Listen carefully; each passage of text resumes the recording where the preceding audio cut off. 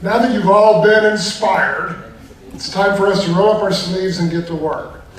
So a little earlier this morning, Nadine shared with you what OGC does. I'm now going to share with you how we do it, how we get 560-something member organizations from all over the world to get together 3 times a year and really achieve this vision of making location information fair. You don't need me to define the acronym again. We know what it is now. And so I'm coming to you this week as the chair of our member meeting and also the chair of our technical committee. Now, our technical committee is where all this work gets done. We have a number of working groups. We get together, we run 4 tracks all week of information sharing and standards writing and converting all of that brilliant research that you've seen that comes out of our innovation program, as Trevor highlighted with the new FMSDI work, and convert that into tangible standards, practices, interoperability guidance, etc. That's the focus of what we do in our technical committee. Next, go ahead. It's not boring committee work like you might think. It's really, really exciting. We're not on Sentosa Island today either. I'm sorry. We are over here in the Lifelong Learning Center. It's really stimulating, fun conversation, getting together in this meeting, and really being quite practical. But I swear to you, it is entertaining. It's also a baptism by fire. If you've never been to an OGC member meeting and you showed up yesterday morning and you got right into reference architectures and your heads did not explode, I'm quite impressed. So it's intense stuff, and thanks to the folks for putting that on. Next, please. So this all operates within this innovation continuum at OGC. We innovate through research, through practical projects, all projects grounded on practical means, practical observations, practical ways to get things done. We innovate, we push back into our standards operating committees and such, the need to define ways to make this interoperability a reality, develop those standards, feed those right back into real world scenarios, and test all over again. It's all a continuum. You'll see it over the course of this week. You see it if you join with OGC year after year after year. This week, all of you in the room, be an OGC member or not, if you're here for the Geospatial Festival, have an opportunity to help contribute to this continuum. Next, please. Really simple. A lot of this is about creating standards. Pretty straightforward process. We develop requirements. We create a standards working group. We work on the standard, go out to public, and then we vote to approve that standard. It's a relatively straightforward process. You'll see a lot of that this week as well. You'll hear all sorts of weird ways that we phrase things, and I apologize for that, but you can find me at any time or the chairs of the sessions to help you through the language. Next, please. We talk in a lot of working groups. I know this is an eye chart for everyone, but we have more than 50 domain working groups where we discuss those requirements, those things we need to do against topical domains. So we might have discussions about agriculture, marine, meteorology and oceanography, focus groups who talk about requirements, talk about the application of technology, and drive forward those things where we might need to standardize or develop other means to communicate this information to the community as a whole.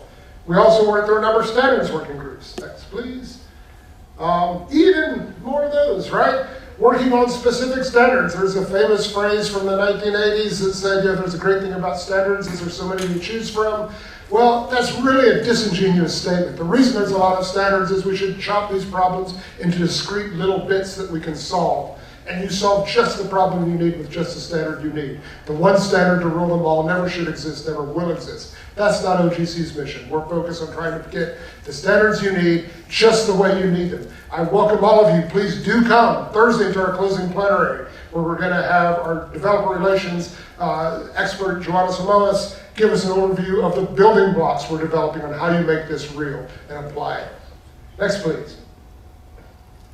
This week, you have a colorful chart to look at for all of our sessions. So I just want to guide you a little bit through the sessions that you can attend. If you're an OGC member, you already know this stuff. If you've ever been to a technical committee meeting or an OGC member meeting, you kind of understand this. But we operate under different kinds of groups that have different rules. Those groups that are highlighted in the bluish color that are open, any one of you can attend. They're open to all the participants in this meeting this week. And we're going to discuss broad areas of topical interest to the entire community. Those that are green are open to anyone, the public included, very similar. These tend to be those sessions where we're pushing out to the community our expertise. Rather than collaborating, we're trying to give information to the rest of the community. Those sessions that are in the orangish color, the domain working groups, again, if you're registered for this meeting, you can attend and talk to these domains. The only little tricky one are these yellow guys, the standards working groups. In order to participate in a standards working group, if you're an OGC member, you should know the process. You register to become a member of that group and participate. If you're a visitor and you are interested in one of these areas, if you want to talk about features and geometries JSON, come find me. I'll talk to the chair and we might be able to bring you in as an invited expert. We do keep a little care on those groups only because this is where we're sharing our brilliant ideas and potentially intellectual property. We don't want you to share something that you don't want to get publicized as a standard. Next, please. When you register for the OGC member meeting, we do have a dashboard that lets you find all of these sessions and be able to attend them as you need to, either in person or virtually. Just get to the meeting dashboard. Next, please. And you'll see a list of all the sessions for the day. Click the little check box next to the one you need to attend or you'd like to attend, and you'll have information about how to join. So it's really straightforward from the meeting dashboard. We also have that at our registration desk right outside the door on a screen to show you where all those sessions are, so you can join. And again, if you have any issues whatsoever, there's a number of OGC staff. In fact, staff, if you don't mind standing up real quick so people can see, so you can identify some faces. Some OGC staff in the room, scattered throughout the area. You can find any of these folks. You can always find me. I'm always really loud and causing problems, or you can find Greg out front, and we'll be happy to help get you engaged in the session. Next, please.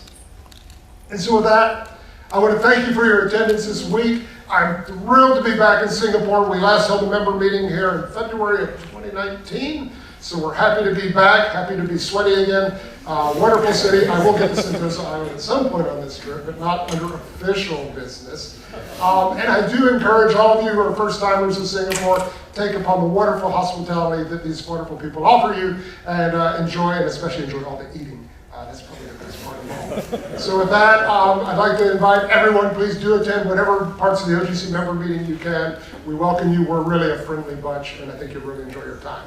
So thank you very much.